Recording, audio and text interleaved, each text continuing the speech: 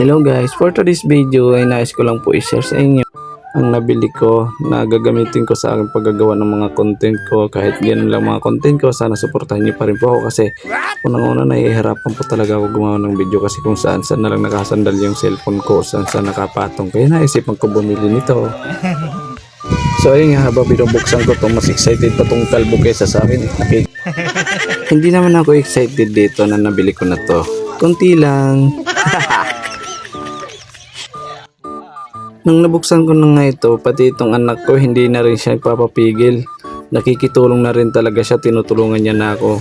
Pilit ko nga siya inaalis dyan kasi nga hindi ko pa siya ma-open kasi hindi ko talaga alam kung paano ito gamitin. Huwag ka muna dyan makigulo. Huwag na sabi dyan.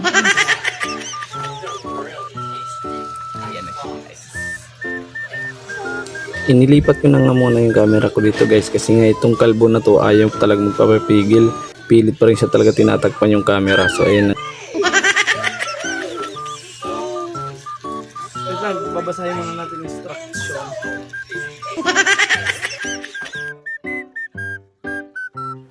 Tinitignan ko na nga dito yung manual kasi hindi ko talaga makita kung paano to pahabain kasi alam ko mahaba ito. Tapos tong kalbo na to, tignan mo, tinakpan na naman yung camera. Talagang papansin to dito ka nga. Diyan ka muna ha. Tingnan nga, testing ko na ulit. Hinahanap ko talaga dito kung paano ko ito pahabain. Medyo nahihirapan lang ako dito kasi minsan nagtaka din ako dito bakit wala yung pang clip ng cellphone. Yung pala naka-tupi pala. So ayun, nakita ko na mo siya. Tapos ayun naman yung kalbo na naman. Nagtakip na naman dyan sa camera na yan. Ayaw niya talaga papigil. Dito naman, hinahanap ko naman dito kung paano to pahabain. Hinila ko na lahat. Binato na sa akin yung manual kasi ayaw ko raw basahin. So ayun, basahin mo daw yan. Akin na yung tripod mo, akin na. Agad ko na naman binalikan tong manual kasi hindi ko talaga alam kung paano to gamitin. Tinitignan ko lang yung manual pero hindi ko binabasa. Yan, nahilaw-hila ko na naman.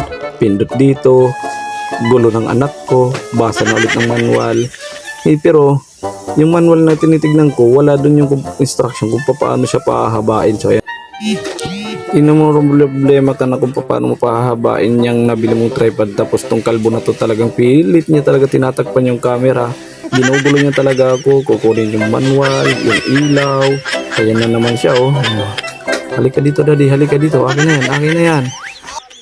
Dito nga, hinatak ko na ulit kasi hindi talaga makita kung paano gawin. O, ayan, oh, hatak ulit doon, hatak dito, tuslok dito.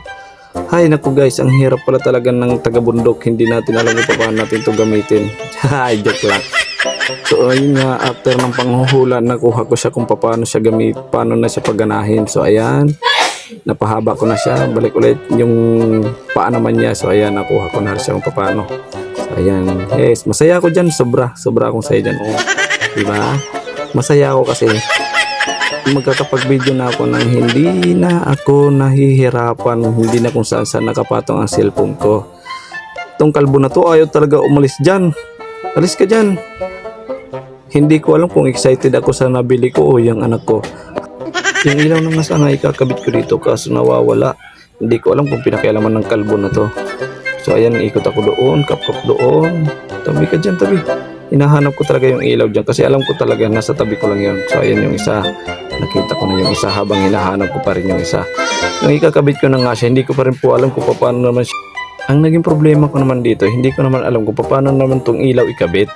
So ayun, tingin ako dito, tingin na naman doon.